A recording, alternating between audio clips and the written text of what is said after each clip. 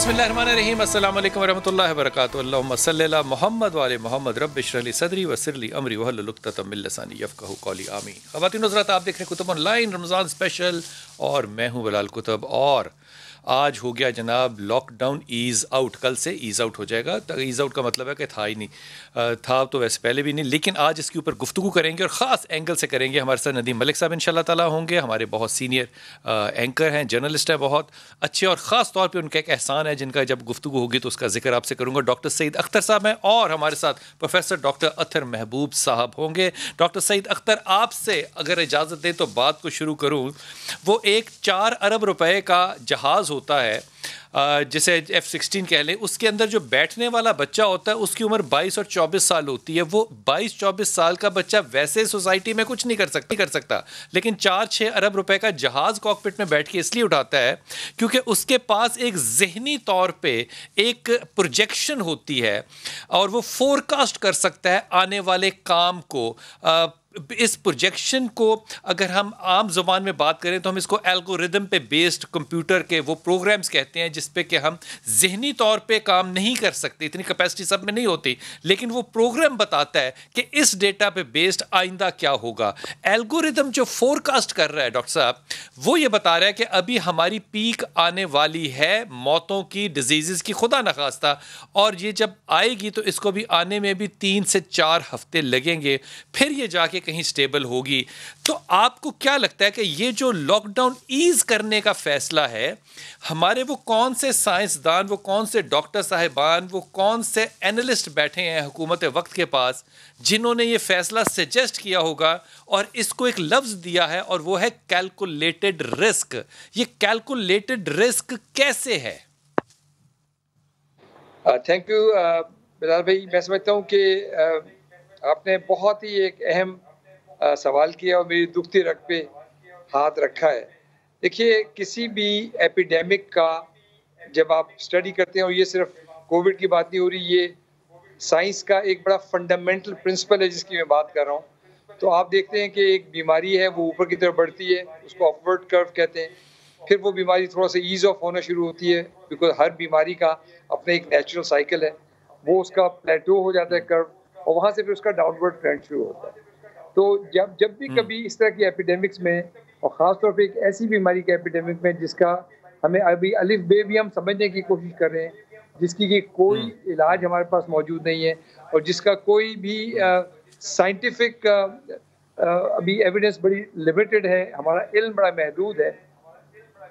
तो जो चीज़ अवेलेबल है, और जैसे मैंने उस दिन भी आपके प्रोग्राम में कहा था कि कुरान का बड़ा कैटेगोरिकल हुक्म है कि इल्म की बेस पे डिसीजन करो, गुमान की बेस पे मत करो। तो अब तक मैं समझता हूँ इस पे consensus of physicians of the world है कि जब कोई भी बीमारी अपने अपवर्ड ट्रेंड की तरफ जा रही हो, ट्रेजेक्टरी उसकी अपवर्ड हो, तो उस वक्त लॉकडाउन करने का को खोलने का जो नतीजा होगा वो होगा जो कि इटली ने, अमेरिका ने, स्पेन ने और फ्रांस ने फेस किया।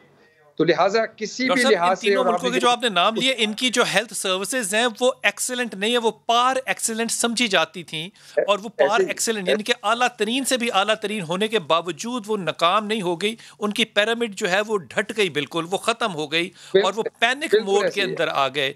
इसके बावजूद हम ये जो काम करने लगे हैं, एक साइंसदान का दिमाग क्या कहता है कि हम क्या चीज हासिल करेंगे इस ईज डाउन करने से? मैं समझता हूँ कि ये सुसाइडल पाथ है जिस पे हम जा रहे हैं, ये एब्सोल्यूट डिजास्टर का पाथ है। खुदकशी है। और बिल्कुल खुदकशी है। क्योंकि देखें ना, ये मैं इसलिए कह रहा हूँ बिलाल भाई, खुदकशी है कि ये हमें पता है कि इसने फैलना है। और ये जब आपने जो भी टूटी फूटी लॉकडाउन थी, अब तो लॉकडाउन थी ही नहीं, लेकिन जब आप बिल्कुल इसको खोल देंगे तो फिर जिस स्पीड से इसके फैलने का अंदेशा है वो अल अमान और अल हफीज है। और फिर उसके बाद ये कहना कि फिर अगर फैला तो हम देख लेंगे, तो फिर क्या हमारे पास ऑलरेडी कोई प्लान मौजूद है कि फैला तो हम इस वक्त एज ऑफ टुडे, अभी मेरी एक और डॉक्टर के फोरम पे बात हो रही थी, हमारे पास हमारी जो सहूलियात हैं वो अपने ऑलरेडी मैक्स पे पहुंच चुकी हैं। अक्सर अस्पतालों में जो खास तौर पे जो क्रिटिकल केयर बेड्स हैं वो अपनी सैचुरेशन पॉइंट पे पहुंचा चाहते हैं। तो हमारे पास तो कोई ना प्लान है ना कुछ है। तो मैं समझता हूँ कि अभी 3 से 4 हफ्ते अगर हम थोड़ा इंतजार कर लें इसको प्लेटू होने दें, जो कि होने वाला है। ये अब तक का नॉलेज हमें यही बताता है कि लास्ट होने वाला है ये। डॉक्टर साहब आप मेरे साथ रहिएगा, नदीम मलिक साहब हमारे साथ हैं। नदीम मलिक साहब बहुत शुक्रिया, आप आज तशरीफ लाए। आज आपका खास तौर पे, और ये आपकी इजाज़त के बगैर आपको जुमला कह के आपकी तरफ सवाल करता हूँ। मैं ज़ाती तौर पे, मेरी सारी टीम जो है ना, वो आपसे पहले आपका एहतराम करती थी, आज वो आपसे मोहब्बत में शामिल हो गई, क्योंकि आपने मेरे नबी के लिए जो स्टैंड हुकूमत के नकम्मे होने और बेवकूफ़ियों के ख़िलाफ़ लिया, यकीन कीजिए दिल से आपके लिए दुआएं निकलती हैं। अल्लाह आपको सलामत रखे और यही इश्क रसूल आपके लिए और हमारे लिए हमेशा हमारे दिलों में कायम रखे। बहुत मेहरबानी मलिक साहब, आप हमारे साथ हैं। मलिक साहब, लाहौर या पंजाब में एक लिबास होता है, उसे हम कहते हैं धोती। धोती को जब पहनते हैं, ये गांव में आम लिबास है, शहरों में भी लोग पहनते हैं। इसको करते तो बंद हैं, लेकिन ये एक्चुअली बंद भी होती है और खुली भी होती है। इसको ना ये कह सकते हैं ये खुली है, ना ये कह सकते हैं ये बंद है। मुझे लगता है सारा लॉकडाउन हमेशा से एक धोती की तरह था, ना खुला था ना बंद था, क्योंकि हमने तो बंद देखा ही नहीं कभी लॉकडाउन को। अब ये जो लॉकडाउन ओपन करने का डिसीजन किया है और उसको कैलकुलेटेड रिस्क कहा है, आपके ख्याल में ये वाकई कैलकुलेट किया है हुकूमत ने, या हुकूमत की परसेप्शन नहीं है, या इनकॉम्पिटेंसी है, या कोई प्रेशर है? सर, एक तो कुतुब साहब और आपके सारे मेहमानों का और आपकी सारी टीम का मैं दिल से मशकूर हूँ। आप खुश रहिए, सारे अल्लाह पाक सबके लिए आसानियाँ रखे। जो सूरत हाल है पाकिस्तान में गुर्बत की, उसको अगर पेश नजर रखा जाए तो प्राइम मिनिस्टर जितनी तकरीरें करते हैं तो उनकी हर बात दुरुस्त लगती है कि लोग कोरोना के हाथों मरने से मैं अगर बचाने की कोशिश करूँ तो भूख के हाथों मर जाए। यहाँ तक बात ठीक है, लेकिन जो इस वायरस की स्प्रेड है वो इस कदर तेजी से हो रही है, और इस स्टेज के ऊपर जहाँ पर हमने लॉकडाउन में नरमी का फैसला किया है, अगर ये फैसला करना था तो इससे पहले 8-10 दिन कुछ ऐसे SOPs वजह करने की जरूरत थी कि हमने शॉपिंग मॉल्स नहीं खोलने, हमने कोई ऐसी जगह नहीं खोलनी जहां से लोग इकट्ठे हो जाएं, हमने मोहल्ले की अगर छोटी दूध दही की दुकानें खोलनी है तो उसका तरीका कार क्या होगा, उसके डिस्टेंस पे वो आदमी खड़ा होगा और एक वक्त में उसकी शॉप में 1 या 2 बंदे जा सकेंगे, इससे ज्यादा की इजाजत नहीं होगी। इस तरह के कुछ असूलों ज़ाबित वजह करके और मुकामी इंतजामिया के जरिए उन कमेटीज तक कन्वे करके फिर तो हम आगे बढ़ सकते थे। एक तरीकाकार के तहत अगर 8-10 दिन हम मजीद इंतजार कर लेते, अगर कर सकते तो शायद बेहतर होता। नदीम साहब, क्या हुकूमत में कैपेसिटी नहीं है ये काम करने की या सोचने की? डिसीजन मेकिंग में इतनी लथार्जी क्यों है? सर, उसमें मुश्किल ये है कि इनके पास देने के लिए वसाइल नहीं है। जो सच्ची बात है वो सच सामने रखना चाहिए। हमने जो 1200 अरब कहते हैं 1200 अरब में है क्या? बेनजीर इनकम सपोर्ट प्रोग्राम के 144 बिलियन है जो 10 सालों से बांटे जा रहे हैं। इस दफा उन्होंने इस लिस्ट को ज्यादा अच्छे से रिफाइन करके बेहतर तरीके से बांटने की कोशिश की, शाबाश इनको, वेरी वेल डन। लेकिन 45 लाख शायद 4.5 मिलियन लोगों तक दिए। इमदाद की जरूरत है इस वक्त आपकी आधी आबादी को 10 करोड़ लोगों तक पहुंचने की जरूरत है, उतने पैसे नहीं है। दूसरा, हम कहते हैं आपके टैक्स रिफंड फंसों में से 100 अरब रुपया वापस कर दिया। वीट प्रोक्योरमेंट हमने करनी हर साल करते हैं, तो हमने पैसे पास से डाले अभी नहीं है। हम तो तवक्को कर रहे हैं कि ये इंडिविजुअल चैरिटीज पे ये लोग 4-6 हफ्ते जिंदा रहे और इंडिविजुअल चैरिटीज से ही 2-3 हफ्ते और जिंदा रह लें। जो बात डॉक्टर सईद अख्तर साहब कहते हैं उसमें एक वजन है कि यहाँ पर इंडिविजुअल चैरिटीज का इतना ज्यादा रिवाज है और रमजान का महीना है, तो ये है तो तकलीफ है कि किसी को आप मुश्किल में डालें, लेकिन शायद लोग 8-10 दिन और बर्दाश्त कर लेते, तो बर्दाश्त शायद कर लेते, ईद से करीब जाके 3-4 रोज पहले खोल लेते तो शायद बेहतर होता। मुझे लगता है कि बहुत पीक की तरफ राइजिंग ट्रेंड पे इन्होंने फैसला लिया, बड़ा हाई रिस्क डिसीजन है। हाई रिस्क डिसीजन, आपकी बात बिल्कुल बजा और बिल्कुल सही पहुंच गई। डॉक्टर सईद भाई, आप ये फरमाइए कि ये जिस जगह पे जाके हमने फैसला किया है, एक साइंसदान का दिमाग क्या कहता है कि यहाँ पे अब आने वाला जो वक्त है 4 हफ्ते अगले, कम अज कम अगले 4 हफ्ते 4 to 6 वीक अगले बहुत ही अहम है हमारे लिए। हमारे टेस्ट जो हैं वो अंडर कैपेसिटी हैं, हम इतने कम टेस्ट कर रहे हैं कि वो आ ही नहीं रहा। जब हम टेस्ट ज़्यादा करते हैं तो हमें पता चलता है कि कितना ज़्यादा वो फैल चुका हुआ है।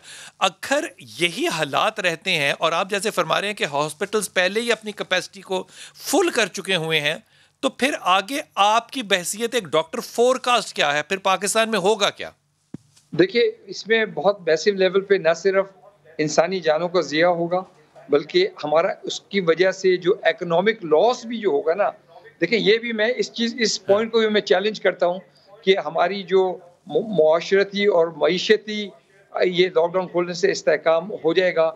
और अगर compare to the number of deaths, तो अगर फ़र्ज़ किया हम नहीं खोलते हम डेफिनेटली माशरती तौर पे और मईशती तौर पे कमज़ोर होंगे, बिल्कुल एग्री करता हूँ मैं उस चीज़ से। लेकिन मैं आपसे ये कह रहा हूँ कि अगर हम खोलते हैं और बीमारी बढ़ती है और अस्पतालों में चीज़ें ओवरवेल्म हो जाती हैं, तो उसके बाद और फिर दोबारा लॉकडाउन की तरफ जाते हैं, तो उसके बाद जो हमें धक्का लगेगा और माशरती और मईशती जो नुकसान होगा, वो डॉक्टर एक्सट्रीमली साहब, ये का होगा। लॉजिकल बात है कि अगर मौतें बढ़ गई और बीमारी बढ़ गई तो फिर हम लॉकडाउन की तरफ जाएंगे? वो तो बिल्कुल। मतलब आपने तो मिस ट्रेन कर ही दी फिर। ऐसे ही है, बिल्कुल ऐसे ही है। और फिर देखें कुतुब भाई, हम जो हैं वो हम साइंटिस्ट लोग जो है ना, वो डेटा ड्रिवन लोग हैं। वी कैन नॉट जस्ट मतलब विम्स पे बात नहीं कर सकते, इल्म की बेस पे बात होनी चाहिए ना। तो जैसे अभी मलिक साहब ने भी कहा कि हमारे जो number of test grossly underestimate है, हमारी नंबर ऑफ डेथ्स। फिर देखें, याद रखें कि जो डेथ्स है ना, वो आज यानी आज डेथ आज का इन्फेक्शन रिफ्लेक्ट नहीं कर रही। यानी आज अगर मैं बीमार होता हूँ तो आज ही मेरी मौत नहीं हो जाएगी, उसमें कोई 30 एक दिन का लैग है।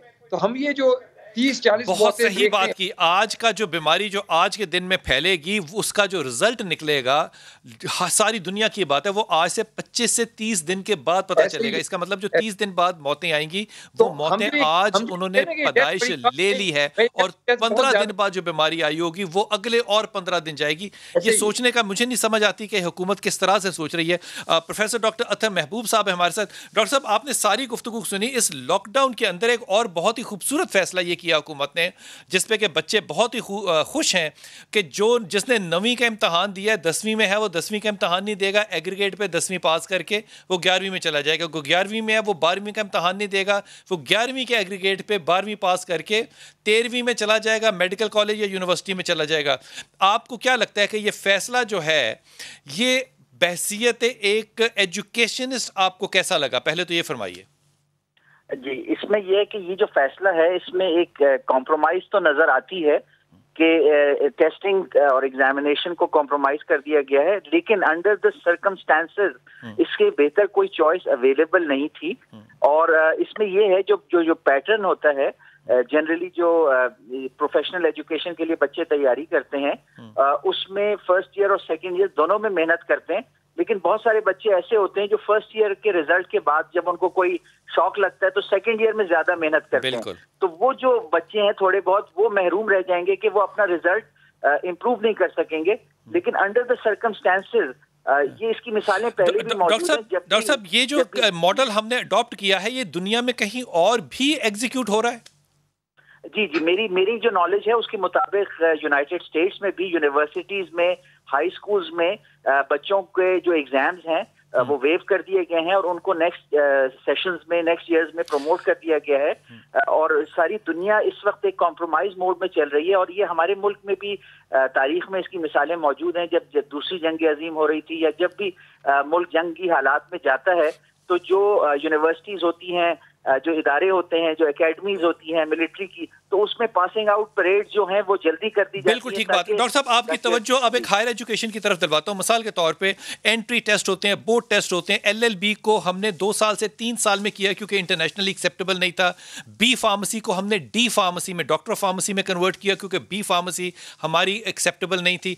अब वो क्या बनेगा? मिसाल के तौर पर एक और मिसाल छोटी सी देखिए, FCPS और FRCP जो है, वो UAE जैसे मुल्कों ने हमारा डी रिकॉग्नाइज करना शुरू कर दिया था कि आपकी ट्रेनिंग इतनी कंट्रोल्ड नहीं है।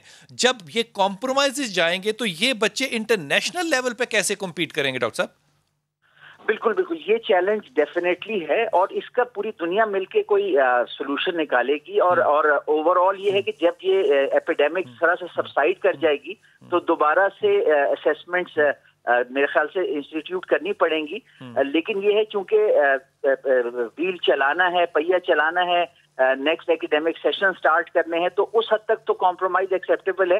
लेकिन इसमें यह है कि ट्रेनिंग और असेसमेंट जैसे ही नॉर्मलाइज होते हैं तो सोशल डिस्टेंसिंग पैराडाइम्स को सामने रखते हुए मेरे ख्याल से हमें असेसमेंट करनी होगी। यूनिवर्सिटी में भी जब बच्चे आएंगे तो अगर तो लॉकडाउन जैसी सिचुएशन रही कि कैंपसेस नहीं खोले गए तो फिर वो डिस्टेंस बेस्ड एजुकेशन पे कुछ ऐसा चलेंगे। डॉक्टर साहब, ये सारा निज़ाम तालीम जो दुनिया जहान का है, ये इक्वल अपॉर्चुनिटीज के ऊपर डिपेंड करता है कि सबको एक बराबर अपॉर्चुनिटीज दी जाती हैं। अब यहाँ पे ये निज़ाम, ये जो जिन लोगों ने भी सोचा हमारी कैबिनेट के अंदर बैठ के, उन लोगों ने इक्वल अपॉर्चुनिटी को ख़त्म कर दिया। मिसाल के के तौर पे, जैसे आपने खुद ही फरमाया, मैंने 11वीं में नंबर थोड़े लिए और 12वीं में मैं 80 नंबर ज्यादा लेके अपने मेरिट को पूरा कर सकता था, अब मैं नहीं कर सकूंगा, ऐसा सच है? बिल्कुल ऐसा सच तो है, लेकिन इसमें इक्वल अपॉर्चुनिटी का एक एलिमेंट ये है कि सारे बच्चों ही के साथ एक यकसा फैसला किया गया है कि कोई भी बच्चा जो है वो सेकंड पार्ट नहीं दे रहा। तो इसमें ये है कि डेफिनेटली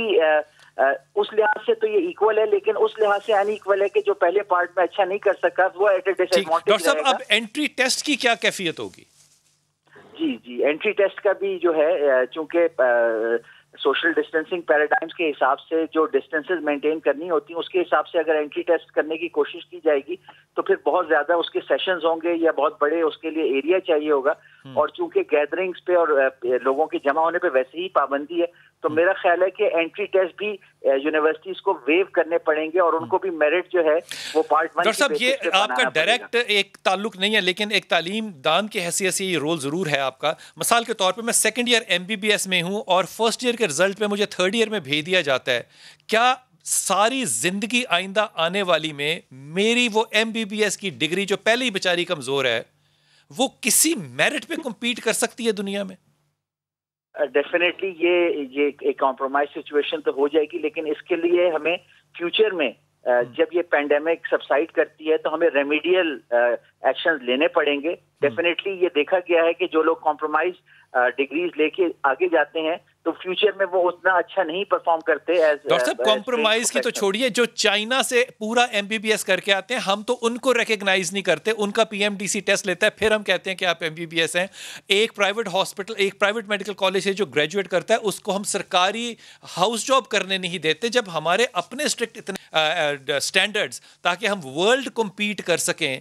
तो डॉक्टर साहब, आपको नहीं लगता कि हमें थोड़ा सा इंतजार करके plan A, plan B, plan B, कम कम अपनी आने वाली नस्ल के लिए थोड़ा सा और संजीदगी से सोचना चाहिए था?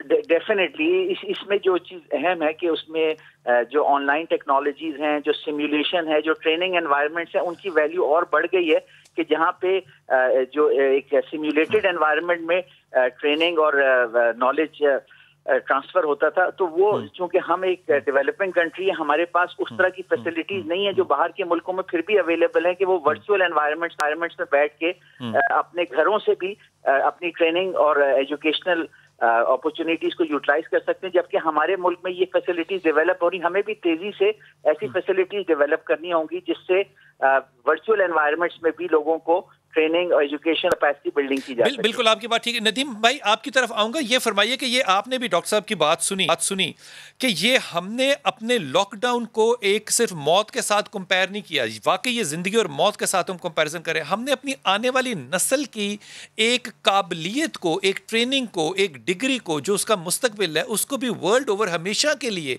कॉम्प्रोमाइज करने की तरफ चले गए।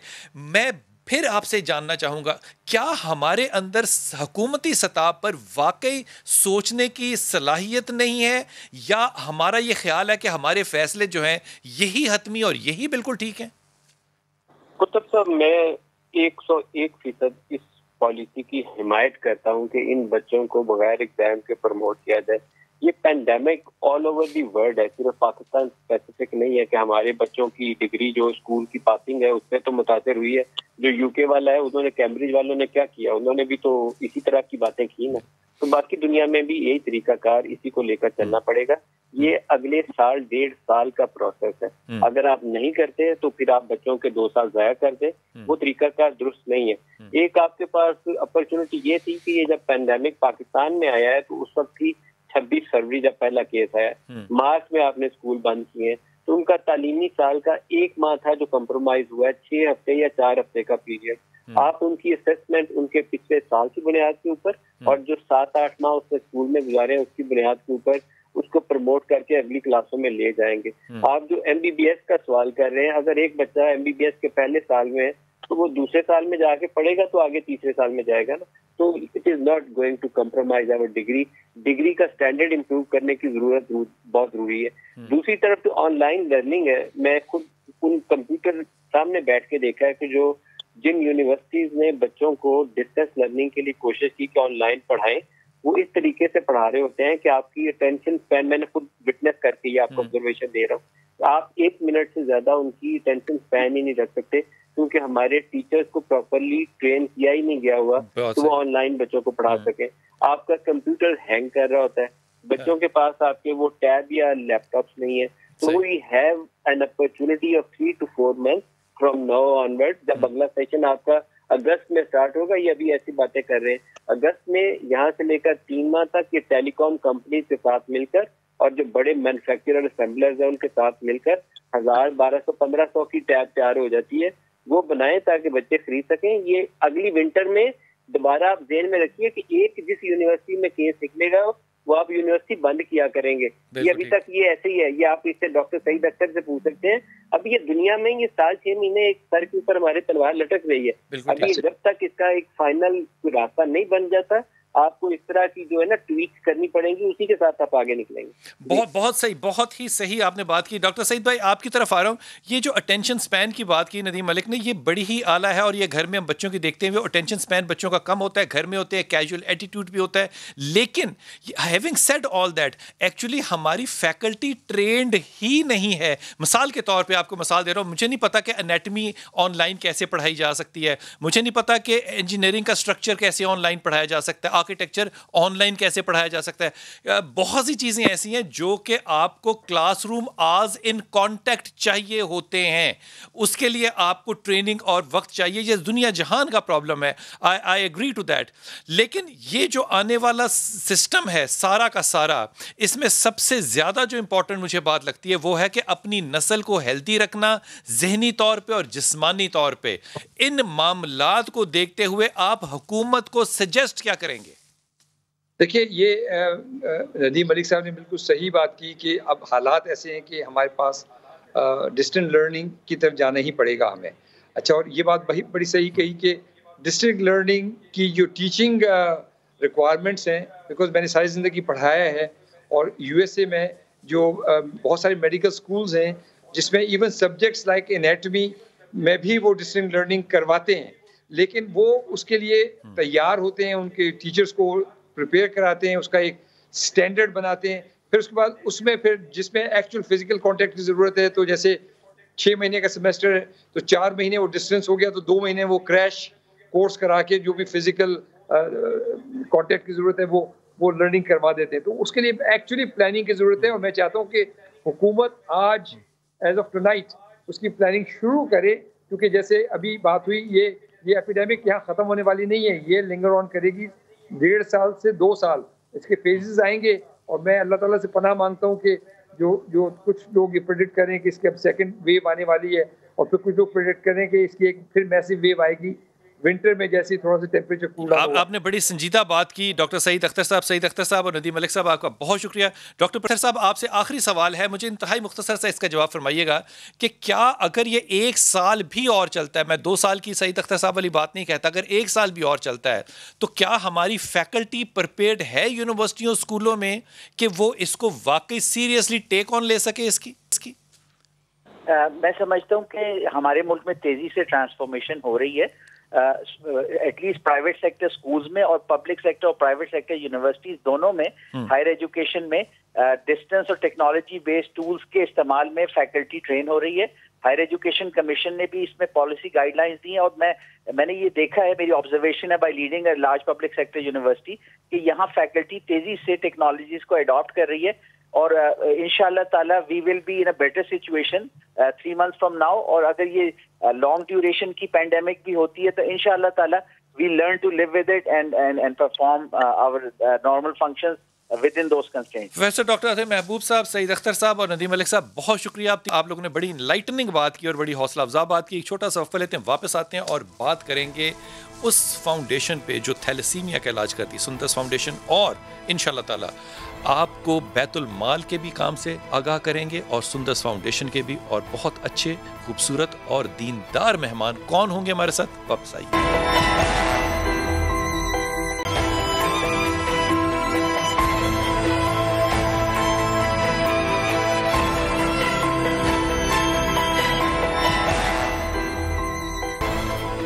जिंदगी और मौत को अपने आंखों से देखना एक बड़ी बात है, लेकिन जिंदगी और मौत को छूना एक बहुत ही अजीब भी बात है और बड़ी मुश्किल भी बात है। इसके लिए बड़ा हौसला चाहिए।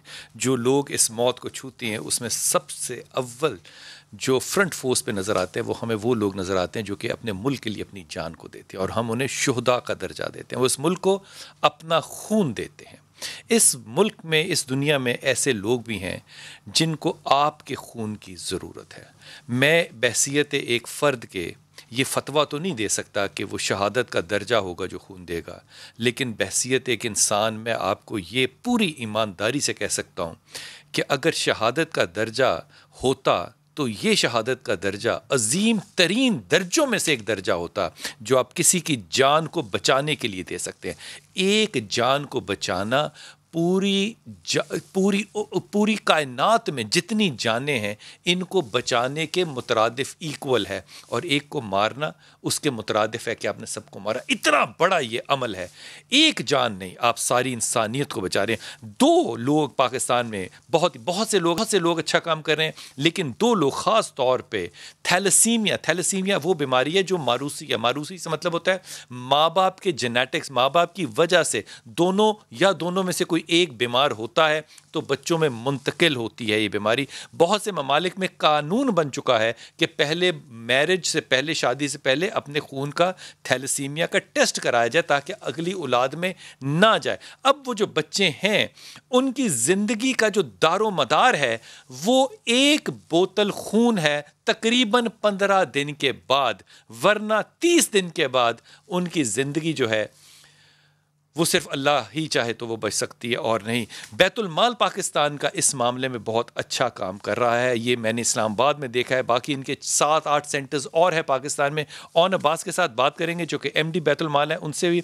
और सुंदस फाउंडेशन जो बहुत आला काम कर रही है, इस पर कोई दो राय नहीं है। झोलियाँ फैला के इसके लिए कुतुब ऑनलाइन के प्लेटफॉर्म से हमने लोगों से हमेशा अपील की है। मोहम्मद यासीन इनके MD हैं, वो हमारे साथ होंगे। सुहेल वड़ाइच भाई हमारे साथ होंगे और खालिद अब्बास डार साहब हमारे साथ होंगे। खालिद अब्बास डार साहब का जब नाम याद आता है तो इनका नाम कॉमेडी से ज़्यादा गवर्नमेंट कॉलेज और रावियंस की अपनी एक पहचान है। सुहेल भाई, आपसे बात शुरू करता हूँ। बहसियत एक फ़र्द के, एक बाप के, एक पाकिस्तानी के, एक इंसान के, आप सुंदस फाउंडेशन को सपोर्ट भी करते हैं और इनके लिए आप अपील भी करते हैं। सबसे पहले तो ये बताइए कि आपके दिल को मोल्ड किस बात ने किया, तब्दील किस बात ने किया कि ज़िंदगी की सारी मसरूफियतों में से निकल के आपने एक ऐसी कॉज ली जो सवाए खुदा के इसका अजर और कोई नहीं दे सकता। देखें, इस इंसान का दिल सबसे ज़्यादा नर्म उस वक्त होता है जब वो खुद किसी मुसीबत में गिरफ्तार होता है। और सच ये है कि जब मेरी वालदा बीमार हुई और मैंने उनकी बीमारी के लिए मुझे खून की ज़रूरत थी, मुझे उनकी इयादत के लिए जाना पड़ता था और मैं सारे वो दुख दर्द को महसूस करता था। उसी ज़माने में सुंदस फाउंडेशन से मेरा तारुफ हुआ। मुझे खून की ज़रूरत पड़ी तो यासीन खान साहब ने इसका खून का बंदोबस्त किया। फिर मेरा सुंदस से तारुफ हुआ, फिर मुन्नू भाई के साथ तारुफ हुआ। तो यूँ एक इसके पीछे ज़ाती पसे मंज़र ये है कि मैं खुद इनसे बहुत मुतासर हुआ कि जब इन्होंने मेरी मुश्किल में मदद दी। और उसके बाद फिर ये हुआ कि मैं खुद इस काम में इन्वॉल्व हो गया। मुझे यूँ लगा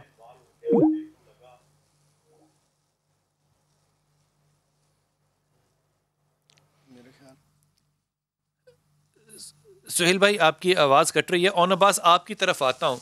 बैतुल माल जो है वो बैतुल माल है, लोगों से पैसे इकट्ठे करता है, ज़ाहिर है उसको ज़कात जाती है और वो इकट्ठे करता है।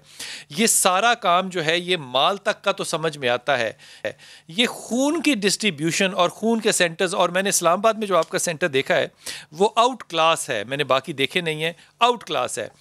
ये छोटी छोटी रूहें, ये छोटे छोटे बच्चे जो आपके पास आते हैं, इनको देख के यकीन कीजिए, इनको देख के ज़िंदगी की अहमियत और खुदा याद आता है।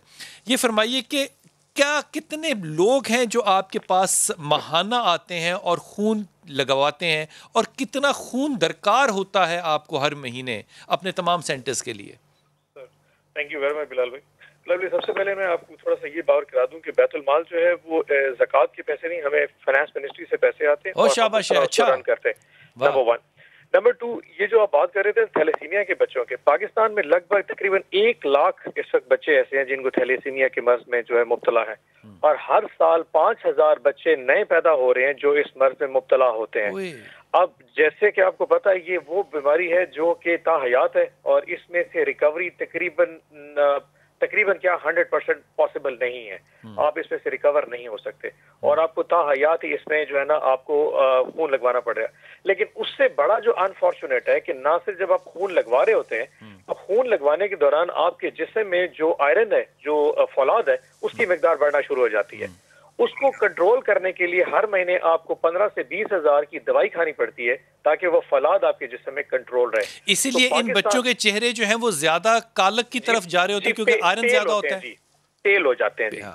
और उनपे ना खून, क्योंकि बाहर से फौरन डोनर से खून लगवा रहे होते हैं, तो जिस्म में फौलाद जो है ना बहुत बढ़ना शुरू हो जाता है। उसको कंट्रोल करने के लिए इनको आयरन चिलेशन वाली दवाइयां दी जाती हैं जो बहुत महंगी दवा आती है। सो एक खून लगवाना एक पर्पज है, और उसका इकोनॉमिक क्रंच उसकी फैमिली पे आना ये दूसरा। यानी कि एक तो वो इस ट्रबल में है कि मेरे बच्चे के साथ क्या बनेगा उस माँ बाप के लिए, दूसरा खून का अरेंजमेंट करना दूसरा प्रॉब्लम, और तीसरा फिर खून लगवाने के बाद दवाई देना वो तीसरा प्रॉब्लम आ जाता है, जहां फिर पाकिस्तान बैतुल माल सामने आता है। हम उन तमाम बच्चों को ऑब्वियसली, क्योंकि हमारे पास लिमिटेड बजट्स होते हैं, तो हमने पहले ये 6-7 सेंटर्स बनाए। इस्लामाबाद हमारा एक सेंटर है, हमारा सेंटर बाजौड़ में है, हमारा सेंटर इस वक्त रिहाड़ी में है, क्वेटा में है, और भी बहुत सारी जगह सेंटर्स हैं। हम वहाँ पे हर जगह पे बच्चे रजिस्टर्ड करते हैं। बच्चों के लिए जो वहाँ के डिस्ट्रिक्ट इंतजामिया है वो खून इकट्ठा करती है। हम उनको वहाँ खून लगवाने के बाद उनको जो आयरन चिलेशन के लिए दवाई है वो महीने की दवाई फ्री देते हैं। इस वक्त हमारे पास तकरीबन कोई 1200 से 1500 बच्चे इस साल में हमसे दवाई ले रहे हैं, और हमारा टारगेट है, क्योंकि कोरोना की वजह से जरा हॉस्पिटल्स में एडमिशन कम था, कि इसको 3000 तक हम बच्चे ले जाएंगे जो हर माह हमसे पैसे लें और आयरन चिलेशन कराएं। लेकिन ऑन द कॉन्ट्रेरी हुआ ये कि जब कोरोना आया था, कोरोना आने के बाद सबसे बड़ी जो इफेक्टेड कम्युनिटी वो हमारी थैलेसीमिया के बच्चे थे। वो क्यों? क्योंकि जो फोर्ड के जो डोनर्स थे वो सारे थे यूनिवर्सिटी और कॉलेजेस के बच्चे जो खून देते थे, और वहां पे कैंप्स लगाए जाते थे, या फिर अस्पतालों में ब्लीडिंग कराई जाती थी।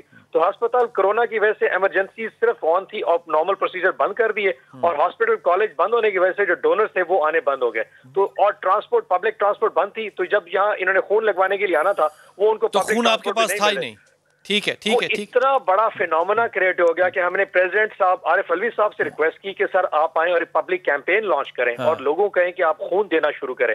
फिर वो आए, आईजी इस्लामाबाद को उन्होंने कहा, हमारे आईजी पुलिस आए, उन्होंने अपने जवानों से खून दिलवाया। पूरे पाकिस्तान में एक कैंपेन चली, मतलब इतनी जबरदस्त कैंपेन थी कि एक दिन में मुझे पता लगा मुल्तान में 610 बोतलें वहां पे बच्चे थे वो आके डोनेट करके चले गए। सो एक इतना बड़ा चैप्टर है। बहुत अच्छी बात, बहुत अच्छी बात। आप मेरे साथ रहिएगा। खालिद अब्बास डार साहब हैं। डार साहब बहुत शुक्रिया, आप मेरे साथ हैं। डार साहब, आपको देख के इंसान को जो याद आता है और जो आप काम कर रहे हैं, ये दोनों ज़ाहरी तौर पे बड़ी मुख्तलिफ चीज़ें हैं, लेकिन जितना गुदास दिल अल्लाह ने आपको दिया है, ये फरमाइए ये वालिद के तौर पे फरमाइएगा, इन बच्चों को देख के एहसास क्या पैदा होता है? एहसास सबसे पहले तो ये होता है कि ये मेरे बच्चे हैं, और जब मैं ये समझता हूँ कि ये बच्चे मेरे हैं तो फिर हर वो अमल करना पड़ता है जो पेरेंट्स करते हैं। क्या बात, किसी भी एक्सटेंट तक जा सकते हैं ये। जी हाँ, उसकी वजह ये है कि मुझे अपना कभी ऐसी दिक्कत नहीं हुई थी। ये कोरोना की वजह से ये जो लॉकडाउन हो गया, तो मेरे जितने डोनर हैं जो हमारे पूरे साल काम करते हैं, जो पूरा साल हमारी मदद करते हैं, मगर ये 2 महीने जो होते हैं बड़े इंपॉर्टेंट होते हैं ज़कात, सदकात और हदियात के लिए। और मुसलमान को भी पता है कि इसका 10 टाइम्स या 70 टाइम्स ज्यादा मुझे अजर मिलेगा। तो वो इस 1 महीने में मुझे पूरे साल के बजट के साथ मिला देते हैं। बाकी हम मिन्नतें भी करते रहते हैं। इस दफे ये हुआ है कि हमारा जो बजट है ना वो बिल्कुल वैसा नहीं हो सका जैसा हमें पूरे साल जरूरत होती है।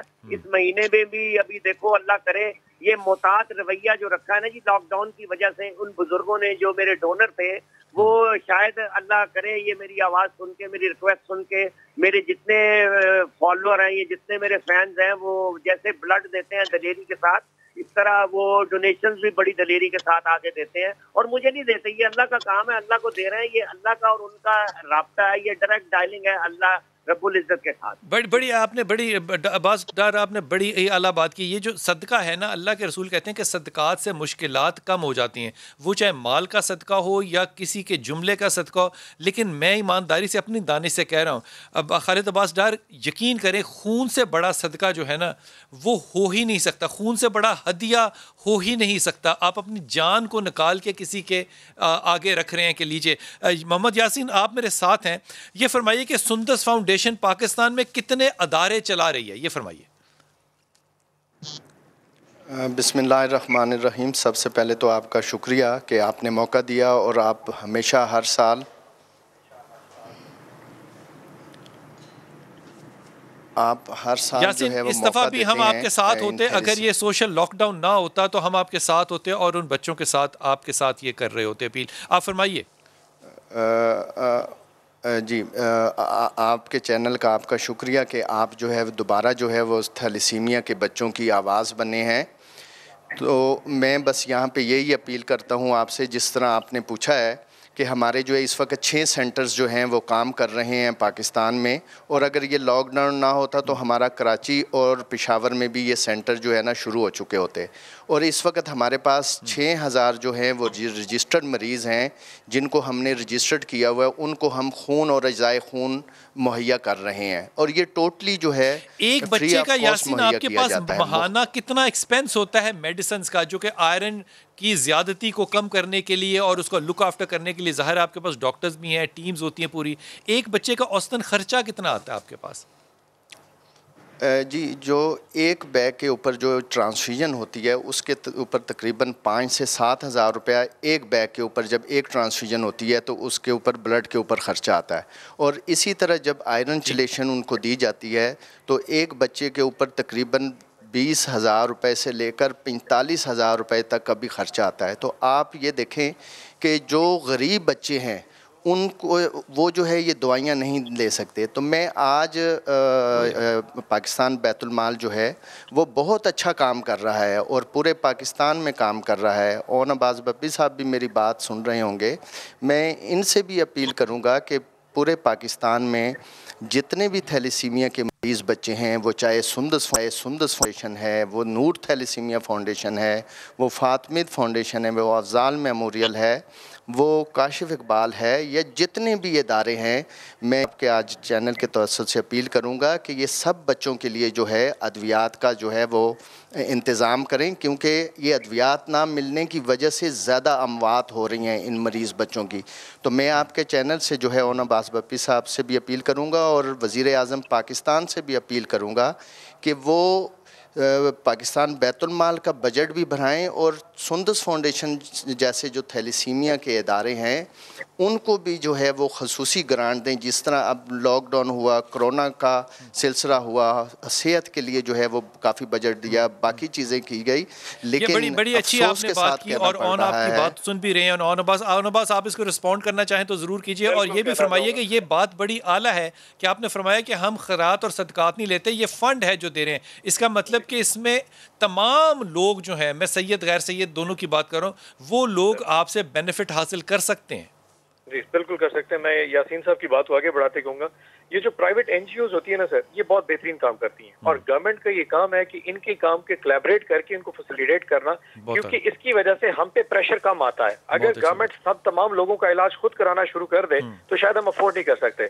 बैतुल माल इस वक्त सुंदस फाउंडेशन के साथ हमारा MOU है, हम इनके जो पेशेंट्स हैं उनके साथ इनको हेल्प आउट करते हैं कि आयरन चिलेशन में और बाकी ब्लड ट्रांसफ्यूजन में।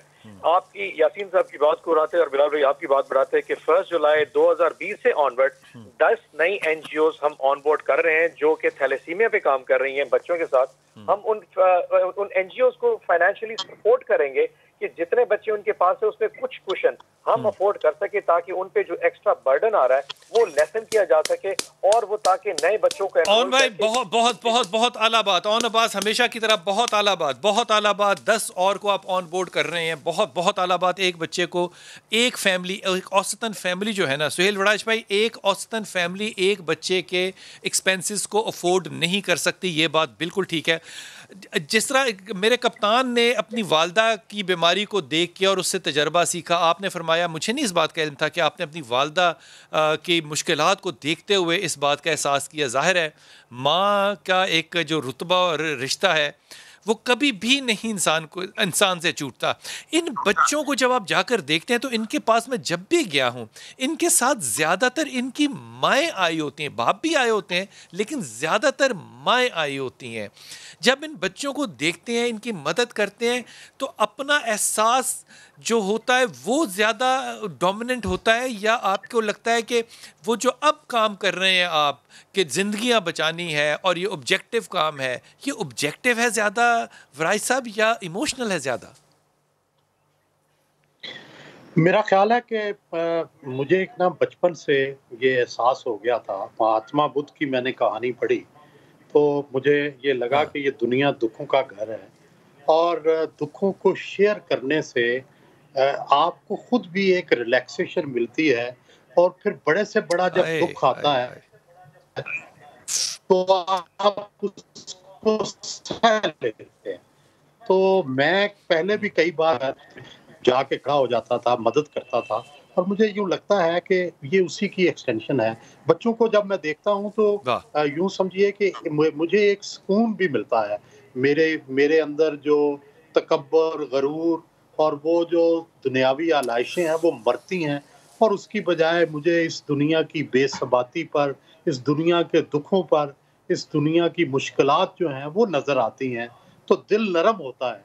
तो मेरा ख़्याल है कि इससे बेहतर दिल नरम करने का कोई तरीका नहीं है कि आप किसी गमज़दा, दुखज़दा बंदे के पास जाएँ और उसके दुख में शरीक हों। सुहेल वड़ाइच, आपकी गुफ्तगू के बाद यकीन कीजिए मेरे पास कोई लफ्ज़ नहीं है कि मैं क्या कहूँ, सिवाय इसके कि जो जो भी कर रहा है, खुदा करे कि अल्लाह ताला उनको अजर इस दुनिया में भी दे, कब्र में भी दे, और आखिरत में हौज़ कौसर पे रसूल पाक सल्लल्लाहु अलैहि वसल्लम की जो ज़ियारत है वहाँ पे भी लेकर जाए। इंशाअल्लाह ताला वापस आते हैं और सदीक इस्माइल भाई से भी बात करेंगे।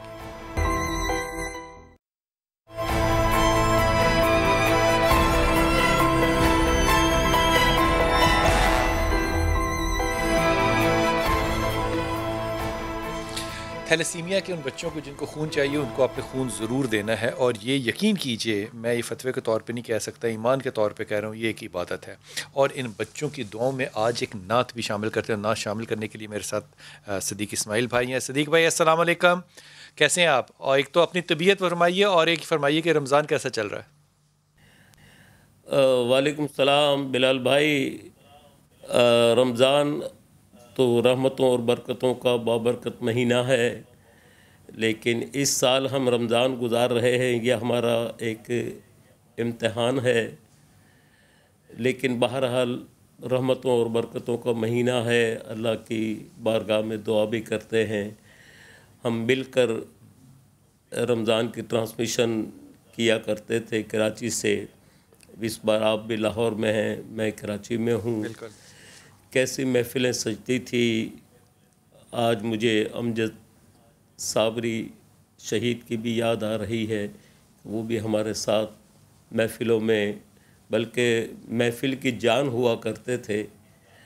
अल्लाह ताला उनके दर्जात को भी बुलंद फरमाए। आपके साथ जितने अहबाब बैठे हैं, मैं सबको सलाम पेश करता हूँ, हमारे नाज़रीन को, सामीन को, कि अल्लाह की बारगाह में दुआ करें कि ये मुबारक महीना है, दुआओं की कबूलियत का महीना है।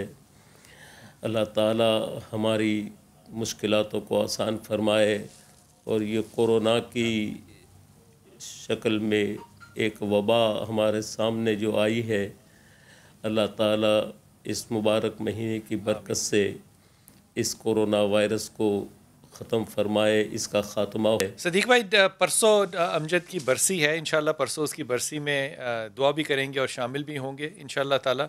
और आपसे दुआ है कि वो तमाम बच्चों जो कि खून के मुस्तहिक हैं और जो बीमार हैं, थैलेसीमिया के पेशेंट हैं, हदिया नात जो है उनके लिए एक दुआ के तौर पे फरमाइएगा। ये हदिया जो है मेरी तरफ से तो एक दुआ है और एक आजिज़ी से एक इल्तिजा है अल्लाह से कि अल्लाह सब की ये बातों को कबूल फरमाए। हदिया फरमाइएगा। नूरी महफिल पे चादर तनी नूर की, नूर फैला हुआ आज की रात है, चांदनी में डूबे हुए दो जहां, कौन जलवा नुमा आज की रात है, कौन जलवा नुमा आज की रात है। अब मांग लो चश्मे तर मांग लो, दर्द दिल और हुस्ने नजर मांग लो, कमली वाले की नगरी में घर मांग लो, कमली वाले की नगरी में घर मांग लो, मांगने का मजा आज की रात है, वक्त लाए खुदा फिर मदीने चले, लूटने रहमतों के खजीने चले, फिर से तैबा के हम पर दरीचे खुले, फिर से तैबा के हम पर दरीचे खुले, मेरे मौला दुआ आज की रात है, नूर फैला हुआ आज की रात है, और मांगने का मजा आज की रात है। बहुत शुक्रिया, बहुत शुक्रिया, बहुत शुक्रिया। और जब भी आप से बात होती है सदीक भाई, यकीन कीजिए वो सारा वक्त जो है वो अल्लाह से दुआ करते हैं कि वो सारा वक्त जो हम इकट्ठे गुजारा करते थे रमज़ान में, अल्लाह ताला वो वक्त वापस लेकर आएगा इंशाल्लाह, और इस बीमारियों से और इन मुश्किलात से हमें ज़रूर निजात मिलेगी। ऑन अब्बास हमारे साथ हैं। ऑन ये फरमाइए कि ये जो सारा काम बैतुल माल कर रहा है, इसमें 5,000 आपने कहा कि सालाना बच्चे जो हैं वो शामिल हो रहे हैं, ऐड हो रहे हैं। एक तो ये फरमाइए कि क्या इस पे हुकूमत की तरफ से कोई सरपरस्ती के अलावा कोई कानून साजी है कि ये 5,000 बच्चे कम अज़ कम ऐड ना हो हर साल, और इसमें कोई कानून ऐसा बन जाए कि वो शादियां, वो जो क्रॉस मैरिजेस हो रही हैं बार बार, वो ना हो? बिलाल भाई, मेरे ख्याल में ना दो इश्यू जिसमें बहुत ज्यादा अर्जेंट जरूरत है काम करने की। एक गवर्नमेंट लेवल पे है जो कि हम काम कर रहे हैं, लेकिन उसकी कॉम्प्लिकेशंस है। वो ये है कि जी ये आइडिया जनरेट हुआ था कि जितने लोग पाकिस्तान में जिनका निकाह होता है, उनके निकाह के जो सर्टिफिकेट है, वो जो निकाह नामा है, उस पे खाने का इंदराज कर दिया जाए कि क्या मियाँ बीवी ने जो दोनों दुल्हन और दुल्हा है उनका थैलेसीमिया का टेस्ट हुआ है और वो पॉजिटिव और नेगेटिव, या थैलेसीमिया के टेस्ट की रिपोर्ट लग जाए जी साथ लग जाए। ये बहुत इंपॉर्टेंट है। लेकिन इसमें कॉम्प्लिकेशंस है। कॉम्प्लिकेशंस ये है कि इसमें law ministry, human rights, health और मिनिस्ट्री ऑफ रिलीजियस अफेयर्स, ये 4-5 मिनिस्ट्रीज का काम है। जब तक एक अवामी राय नहीं इस पे क्रिएट होगी, क्योंकि इसमें मजहब का इशू भी है, इसमें ह्यूमन राइट्स का इशू भी है, इसमें हेल्थ वाले भी इन्वॉल्व होंगे और कानून साजी भी होनी है। तो इन 4-5 का जब मिनिस्ट्रीज का जब तक इजमा नहीं होता, ये चीज क्रिएट नहीं हो पाएगी। एक तो इस पे बहुत अशद जरूरत है। प्रेसिडेंट साहब से जब मेरी बात हुई थी, उन्होंने फिर तमाम यूनिवर्सिटीज को लेटर लिखा था कि इसको जरा जल्दी से वो किया जाए। दूसरी बात है एक पब्लिक अवेयरनेस कैंपेन चलाने की। हमारे प्राइम मिनिस्टर साहब ने जब ये एहसास का प्रोग्राम लॉन्च किया था, तो एहसास का मतलब गुर्बत नहीं था, एहसास का मतलब है कि सोसाइटी में हर वो कम्युनिटी जो डिप्राइव्ड है उसके बारे में सोचा जाए।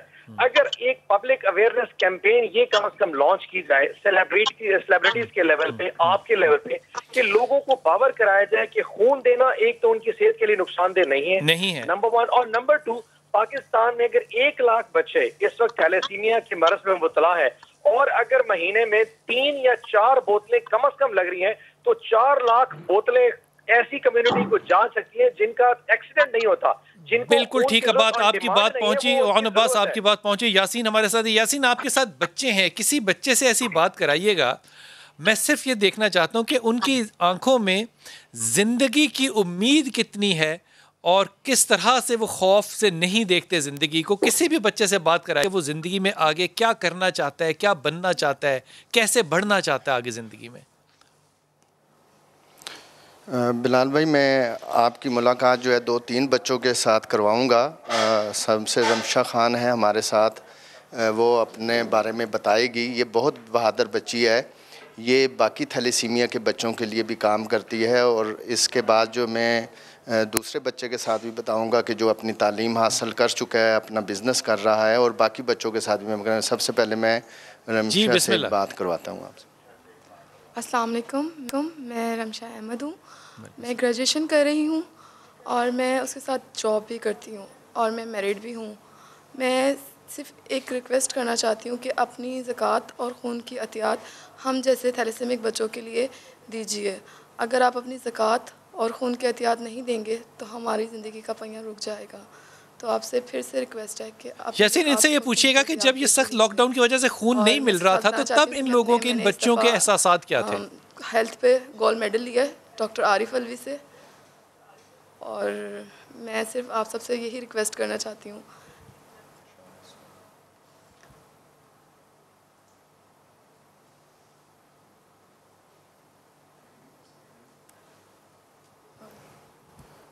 यासीन, माजर चाहता हूँ, आपकी आवाज़ मुझ तक नहीं आ रही। अगर आपको मेरी आवाज़ आ रही है तो फिर इनसे पूछिएगा कि जब ये खून नहीं मिल रहा था तो तब ये बच्चे क्या सोच रहे थे, तब उम्मीद कैसी थी इनकी? कर रहा है और अपना बिजनेस भी कर रहा है, ये भी लोगों से अपील कर रहेगा। अस्सलाम वालेकुम, मेरा नाम ज़ुहैब इजाज़ है और मैंने MBA कंप्लीट किया है और अब मैं अपने फादर के साथ बिज़नेस कर रहा हूँ। और मेरी सबसे यही रिक्वेस्ट है कि अपने ज़कात और अतियात जितना भी हो सके जुंदस फाउंडेशन को दें, ताकि ये हमारे थैलेसीमिया बच्चों के लिए ज़्यादा से ज़्यादा मदद कर सकें। Thank you. बहुत शुक्रिया, बहुत शुक्रिया आपका। सुहेल वड़ाई साहब, आपकी तरफ आपकी तवज्जो दिलवाना चाहता हूँ। आपने पिछली बात कह के कि ज़िंदगी में ज़ाहिर है सब दुखी हैं और इन्हीं का मुदावा करने के लिए एक बहुत बड़ा रिलैक्सिंग काम ये है कि लोगों की मदद की जाए। ये बड़ा ही कमाल, एक बड़ा अदीब आपके अंदर से, एक सच्चा इंसान आपके अंदर से, दीप तो नहीं, सच्चा इंसान आपके अंदर से जागा। ये फरमाइए कि पैगाम क्या देंगे लोगों को? ये बच्चे जो हैं ये 2 ही चीज़ें मांग रहे हैं कि लोग डोनेट करें अपनी ज़कात को, खैरात को, मैं तो कहता हूँ हदिये को, ज़कात और खैरात से आगे बढ़ना चाहिए, और खून को। आप लोगों से क्या कहेंगे, क्या अपील करेंगे? मेरा पहली तो अपील ये है कि हमें अपने पसमानदा, कमज़ोर और मरीज़ जो भी तबकात हैं, इनका एहसास करें। सबसे पहला तो अपने अंदर ये जज्बा पैदा करें। डोनेशन और उनकी मदद ये उससे अगला है। मैंने ये देखा है कि हमें मरीजों का एहसास नहीं है, गरीबों का एहसास नहीं है, बूढ़ों का एहसास नहीं है। सबसे जो सोसाइटी की सेहत का अंदाज़ा लगाना हो तो इस चीज़ से लगाया जाता है कि वो अपने कमज़ोर तबकात, जो वल्नरेबल तबकात हैं, उनके साथ कैसा सलूक करता है। तो हम जो मरीज हैं, क्या उनके साथ हम वो इजहार हमदर्दी, उनकी अपकीप करते हैं या नहीं करते? ये थैलेसीमिया के बच्चे बहुत ही बेचारे वल्नरेबल हैं कि पहले दिन से इनको इंजेक्शन लगते हैं, खून इनकी ज़रूरत है, खून किसी ने देना है। इनके पास अक्सर गरीब घरों के बच्चे हैं, इनके पास इतने पैसे नहीं है कि ये खून लगवा सकें, इनके पास इतने पैसे नहीं है कि वो खुराक खा सकें जिससे जो इनके अंदर आयरन पैदा होता है इसको ख़त्म कर सकें, और फिर आगे इनकी उम्र जो है आज तक दुनिया में बाकी बाहर की दुनिया में तो इनकी उम्र बढ़ जाती है, पाकिस्तान में ये 25 साल 30 साल इनकी उम्र है, तो हर वक्त वो एक खतरा जो है वो भी लटकता रहता है। तो ये आप देखें कि कितनी बड़ी बिजली, और ये खतरा जो है ये सुहेल भाई ये इनके लिए तो जो है, लेकिन ये माँ बाप के लिए भी क्या क्या क्या ज़िंदगी होगी, इसके लिए भी दुआ गो हूँ। मैं बहुत ममनून हूँ आपका खालिद अब्बास डार साहब। जैसे सुहेल भाई ने कहा कि एहसास करना जो है ये कौमों की शनाख्त होनी चाहिए। जिन ममालिक का हम तस्करा कर रहे हैं वहाँ तो जानवरों की भी बड़ी खिदमत और ख़ातिर की जाती है, एहसास किया जाता है। इंसानी ज़िंदगी की तो खैर बहुत ही एहसास करने की वहाँ पे जहद है, बल्कि कानून साजी है, और उसकी वजह से माशरे में तब्दीलियाँ भी देखते हैं। पाकिस्तान के अंदर आपको ये एहसास कहाँ तक नज़र आता है इन महरूम तबके के लिए? इसमें यह है कि जो काम कर रहे हैं वो तो एहसास उनको है तो कर रहे हैं। मैं तो सबको कहता हूँ कि मेरा आप सुंदस में सेंटर आके देखो तो फिर मेरी मदद करो, फिर मेरे बच्चे को खून दो, क्योंकि एक खून का बैग जो है वो 4 जानें बचा सकता है। तो 4 जानें अगर बची हैं, और मैंने बलाल देखा है कि बहुत सारी डाइवोर्सी मेरे पास आती है अपने बच्चे लेके कि खामन ने कहा कि तुम मनहूस हो, तुम बीमार बच्चे पैदा करती हो, और शाबाश है, तलाकें हो गई हैं। मेरे पास 6000 बच्चा रजिस्टर्ड है, पूरे मेरा मतलब है 300 माइल्स रेडियस से मेरे पास बच्चे आते हैं। फैसलाबाद काम कर रहा है, इस तरह गुजरावाला कर रहा है, इसी तरह सियालकोट कर रहा है, इसी तरह गुजरात कर रहा है। हमारे साथ मोहब्बत की हम इनका जो सेंटर कोलैबोरेशन के साथ चला रहे हैं इस्लामाबाद में, तो मेरा मतलब है हम तो मिन्नतें ही करते हैं कि मिन्नत करें तो इससे कोई फर्क नहीं पड़ता। एक जान था थैलेसीमिया इस मुल्क में, तो अब कोई 8 से 11% तक बढ़ता जा रहा है, क्योंकि स्टेट जो है वो इसकी अवेयरनेस के लिए कुछ नहीं करती। ये अवेयरनेस पता ही नहीं है। देखे ना, नादरा समझते किसी अफसर की बेगम का नाम है नादरा आम आदमी को क्या पता हो, जनरल पब्लिक को क्या पता हो कि वहाँ पे शनाख्ती कार्ड भी बनता है कि नहीं बनता। तो हम तो मेरा मतलब है इसी चक्कर में रहते हैं, क्योंकि शुरू से अल्लाह ने एक सिम डाल दी एंटरटेनमेंट की, हम एंटरटेन करते रहे लोगों को, और जो एंटरटेनर होता है आपको पता है कि अंदर से कितना दुखी होता है और कितना गुरूबी होता है और कितना पता नहीं क्या कुछ अजीब किस्म की वायरिंग होती है उसकी। तो इसलिए हम तो जाते हैं तो हमें तो सब कुछ मिल जाता है, क्योंकि मुन्नू भाई से 50-55 बरस से मेरे ताल्लुकात थे। मेरा दोस्त था वो 50-55 बरस से, तो उसके साथ आना जाना होता था। तो अब पिछले 8-9 साल से तो मैं फुल टाइमर हूँ। I am always on my toes. बिल्कुल सुंदस के लिए मैं हाजिर होता हूँ 24 घंटे। सुहेल भाई आपका बहुत शुक्रिया। खालिद अब्बास डार साहब आपका बहुत शुक्रिया। वक्फे पे जाएंगे, लेकिन आने के बाद हमारे साथ होंगे ताहिर अशरफी साहब, और उनसे भी जिक्र करेंगे और उनसे अपील भी करवाएंगे। ये बात किस कदर ज़्यादा दिल को चुभती है कि बच्चों की तबई उम्र जो है वो 30-35 साल से ज़्यादा नहीं होती इस मुल्क के अंदर। जिस बाप को भी ये पता हो, माँ को भी और बच्चे को भी, उनकी ज़िंदगी का एहसास अगर मुझे और आपको नहीं तो किसे होगा?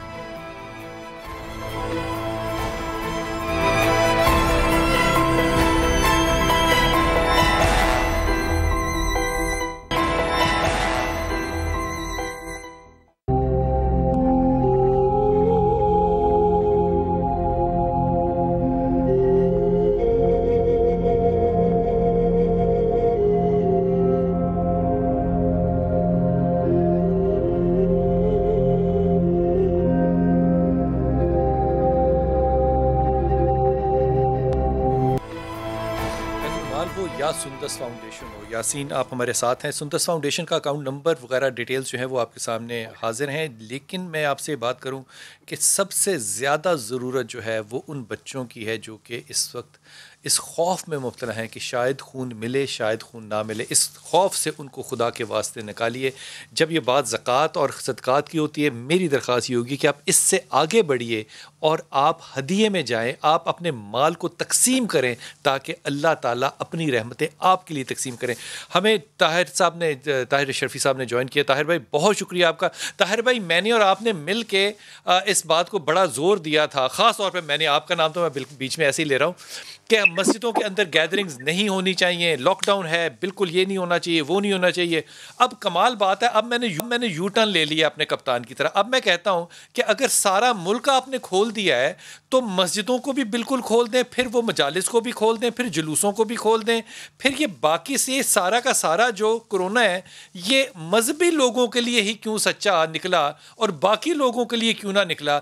आपको लगता है कि मेरा ये यू टर्न ठीक है या आप मुत्तफिक नहीं है इससे? बिस्मिल्लाहिर्रहमानिर्रहीम अहमदुहु व नुसल्ली व नुसल्लिमु अला रसूलिहिल करीम। बिलाल भाई, बात ये है कि ये अल्हम्दुलिल्लाह मैं ये दावे से कह सकता हूँ कि जो बाकी हालात है ना मस्जिदों के हालात, उनसे 100 गुना नहीं 1000 गुना ज्यादा बेहतर है। मस्जिद में तो आदमी वुजू करके जाता है, पाक साफ होके जाता है, मस्जिद वाले 5 वक्त मस्जिद को धो रहे हैं, साफ कर रहे हैं। या आपके बाकी शॉपिंग मॉल और बाकी जो अभी मैं लाहौर में फिर रहा हूँ जहाँ एक एक रेडी के ऊपर जो है 20-20 लोग खड़े हैं। तो अगर आपने ये करना है तो फिर कोरोना सिर्फ मस्जिद के लिए तो नहीं आया ना, या कोरोना सिर्फ मस्जिद लोगों के लिए आया है। और कोरोना मंडी में नहीं आएगा, कोरोना जो है शॉपिंग मॉल पे नहीं आएगा, कोरोना रोड पे नहीं आएगा। मैं समझता हूँ कि हमें जज्बाती कैफियत से बाहर निकलना चाहिए। और सिंध हुकूमत से भी मैं ये कहना चाहता हूँ कि बाकी पूरा सिंध के अंदर जो है बाजारों के अंदर बेपनाह हजूम है, सिर्फ मस्जिद के अंदर जुमे वाले दिन ही कोरोना ने आना है। ये न करें, आप बैठिए। बदकिस्मती है कि इस मौके पे जब दुनिया इस इब्तला में है और दुनिया के जो जिंदगी का जो रहने का अंदाज था वो बदल दिया है। हम इतना नहीं कर सके कि हम बैठ के एक पॉलिसी बना लें कि हमें करना क्या है। और एक बात याद रखिए, जहाँ अल्लाह ने ये कहा ना कि वमन अहयाहा फकअन्नमा अहयन्नास जमीआ, कि जिसने किसी एक इंसान को जिंदगी दी, जैसे अभी आप ये बात खून की कर रहे हैं, तो मैं भी इसमें हिस्सा डालना चाहता हूँ और अपील करना चाहता हूँ कि जो माशाल्लाह नौजवान है, सेहतमंद है, वो जाके इन कोरोना के मरीजों को खून दे। ये एक जान को बचाना, पूरी इंसानियत को बचाना है। और इसी तरह एक जान का कत्ल जो है, अगर ये कोरोना का मर्ज फैलेगा और ये कोरोना का मर्ज जो है वो नहीं काबू आती है वबा, तो फिर कम से कम ये हुक्मरानों को याद रखना चाहिए कि इनसे जवाबदेही जरूर होगी। यहाँ तो मुमकिन है एक अवामी राय आमा के लिए या एक जज्बाती कैफियत में, तो हमारी ना कोई स्ट्रेटजी है, ना हमारे पास कोई एहतियाती तदबीर है, ना कुछ है। हमने बस एक फैसला कर देते हैं बगैर सोचे समझे। और अल्लाह ताला ही है, बस अल्लाह की रहमत का वक्त है, वैसे भी जुमे का दिन है, अफ्तारी का वक्त है। आपकी बात बिल्कुल बजाय। मेरे ख्याल में अब एक एडिशनल जिम्मेदारी जो है वो मेंबर पे ये पड़ गई है कि अब वो अपने आप को तो जिस प्रोटोकॉल पे चला रहा है वो तो बड़ा आला एग्जाम्पल है, अब उसको यही प्रोटोकॉल बाकी लोगों को सिखाने की जिम्मेदारी जो है वो भी अब मेंबर को सौंप देनी पड़ेगी। बस मिंबर वाला क्या करेगा, जब ये सारा का सारा निजाम पहले ये अपने ऊपर नाफिज करना होगा, तो ये हुक्मरान अपने ऊपर नाफिज करें। और खुदा के लिए मैं खौफजदा हूँ जब हम दूसरे मुल्कों से खबरें सुन रहे हैं, इस्लामी मुल्कों से, तो वो कहते हैं कि 15 मई के बाद तो इसका शदीद हमला दूसरा आएगा कोरोना का।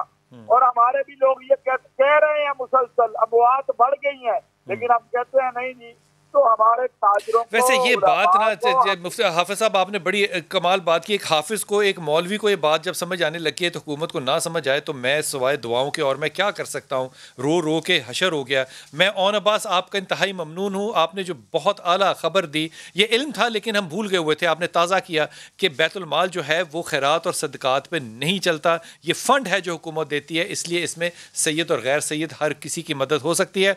मोहम्मद यासीन, आप सुंदस फाउंडेशन के एमडी हैं, आपका अकाउंट नंबर जो है वो सामने चल रहा है। जो लोग इस पे डोनेशंस देना चाहें उनसे इल्तमास नहीं, उनके लिए दुआ है कि अल्लाह ताला उनको हदायत दे और वो यहाँ पे पैसे जमा कराएं। सिर्फ पैसे नहीं, वो लोग अपने खून का अतिया जो है वो भी जाकर दें। मैं आप तमाम दोस्तों का बहुत ही ममनून हूँ।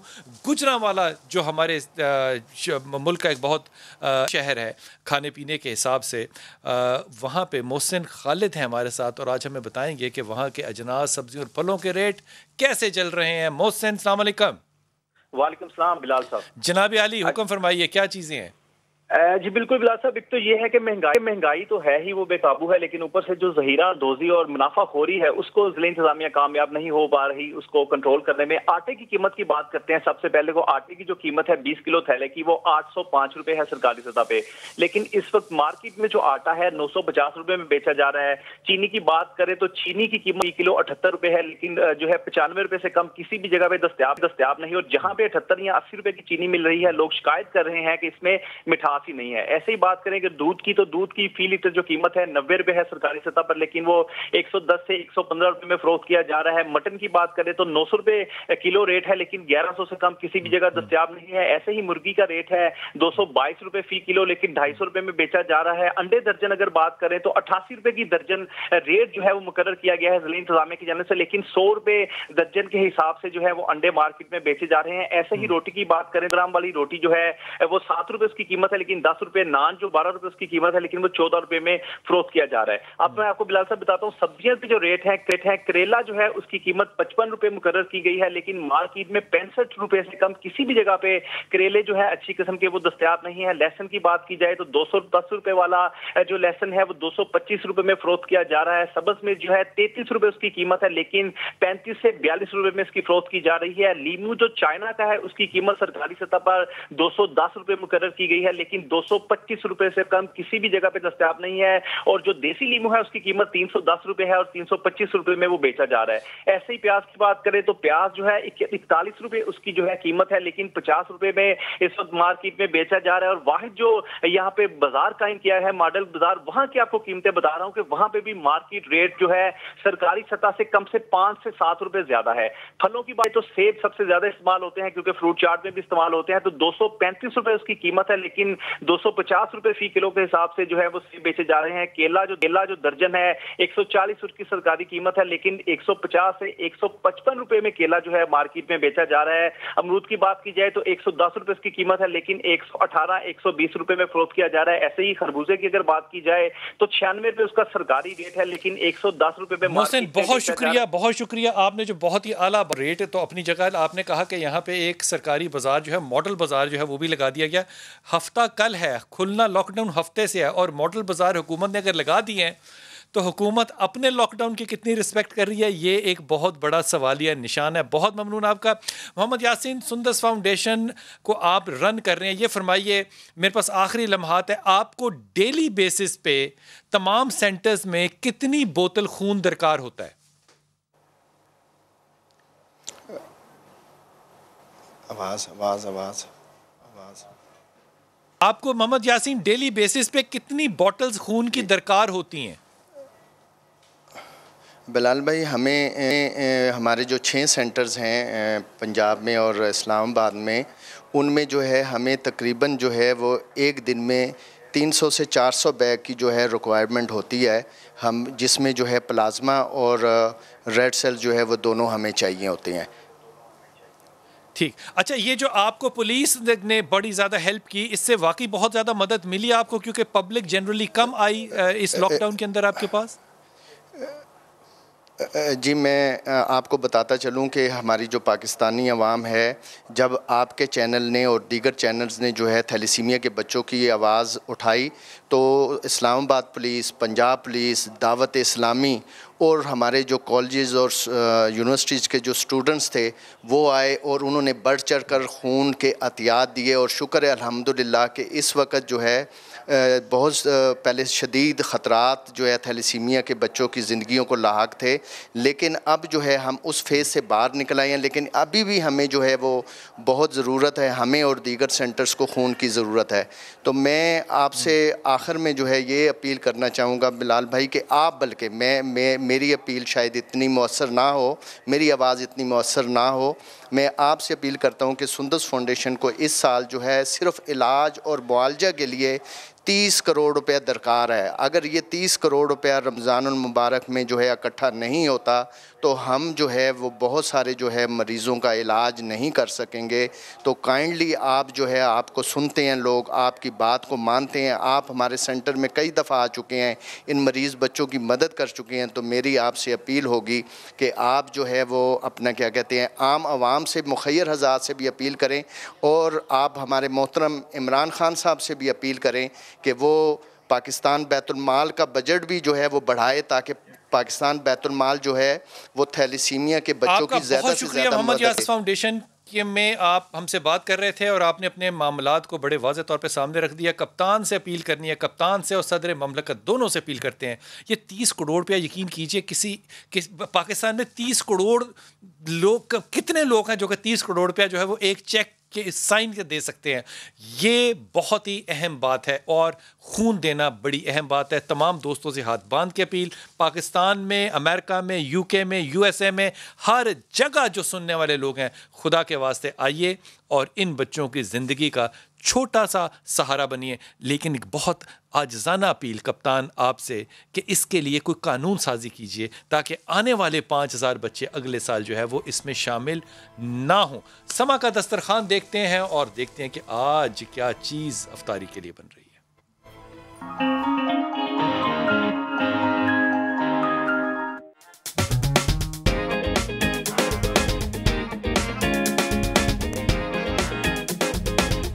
अस्सलाम वालेकुम, आप देख रहे हैं समा का दस्तरखान और मैं हूं आपकी मेज़बान फ़रा इकरार। आज एक और नई रेसिपी के साथ आपके साथ मौजूद हूं। आज हम जो रेसिपी बनाने जा रहे हैं वो बच्चों को बहुत पसंद आएगी, क्योंकि हम बनाने जा रहे हैं मैक्रोनी सैलेड, जो कि आप इफ्तार में खा भी सकते हैं। बच्चों की मनपसंद ग़िज़ा है। मैक्रोनी किसी भी शक्ल में हो, किसी भी डिश की सूरत में हो, बच्चे बहुत शौक से खाते हैं। उसके लिए हमें इंग्रेडिएंट्स क्या चाहिए वो मैं आपको बताती हूँ।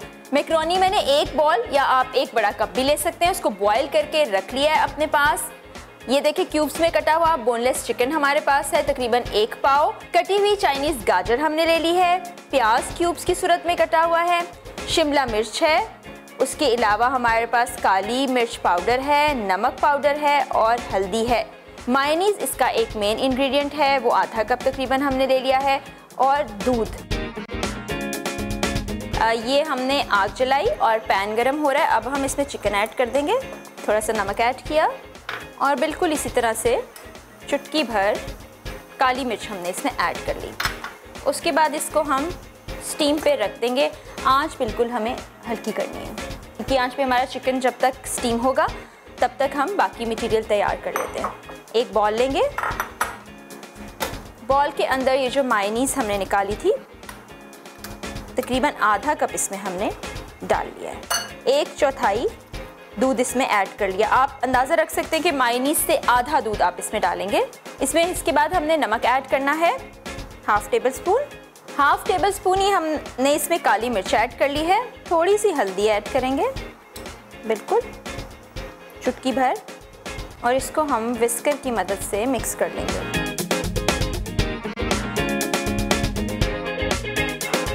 ये हमारा मटेरियल जो तैयार था, हमने शिमला मिर्च काट के रखी है उसको इसमें ऐड कर देंगे। कटी हुई प्याज भी इसमें ऐड करेंगे। आप चाहें तो सीज़न के हिसाब से हरी प्याज भी इसमें ऐड कर सकते हैं। कटी हुई गाजर ये भी हम इसमें ऐड कर लेंगे। आपको जो भी सब्ज़ी पसंद है वो आप इसमें ऐड कर सकते हैं, मगर वो वाली सब्ज़ी जिसको इस तरह से रॉ फॉर्म में खाया जा सकता है। आप कॉर्न ऐड कर सकते हैं, कॉर्न भी बच्चे बहुत शौक से खाते हैं। इसके बाद हमने ये elbow macaroni, twisted elbow macaronis हैं जो इसमें रखी हैं, वो इसमें ऐड कर लेंगे। ये तैयार हो गया हमारा मटीरियल। जब तक हमारा चिकन रेडी होता है इसको हम तब तक फ्रिज में रखेंगे, क्योंकि ये ठंडी खाई जाने वाली मैक्रोनी सैलेड है, तो इसलिए इसको ठंडा होने के लिए हम फ्रिज में रखेंगे। चिकन हमारा गल चुका है, इसमें मौजूद पानी भी खुश्क हो चुका है। स्टीम किया था जिस चिकन को, उसके हम बारीक बारीक रेशे कर लेंगे। ये देखें, ये चिकन हमारा बिल्कुल बारीक रेशों में हो चुका है। और जो मैक्रोनी सैलेड तैयार करके मैंने फ्रिज में रखा था उसको निकालूंगी, इसमें ऐड कर दूंगी, दोबारा से हम फ्रिज में रखेंगे, जिसके बाद हमारा आज का मैक्रोनी चिकन सैलेड रेडी हो जाएगा।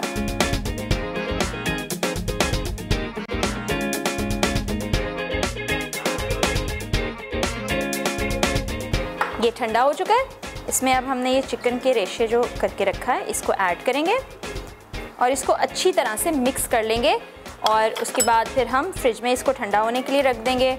और आप जब खाना चाहें तो ये, क्योंकि कोल्ड सैलेड है, उस वक्त आप निकालें और इसको खा सकते हैं।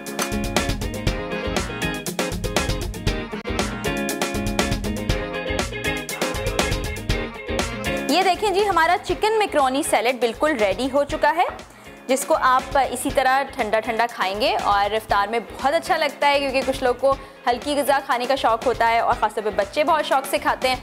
तो ज़रूर बताइएगा आपको ये रेसिपी कैसी लगी। अगले एपिसोड में फिर एक नई रेसिपी के साथ आपसे मुलाकात होगी। तब तक के लिए अपनी मेज़बान फराह इकरार को इजाज़त दीजिए। अल्लाह हाफ़िज़।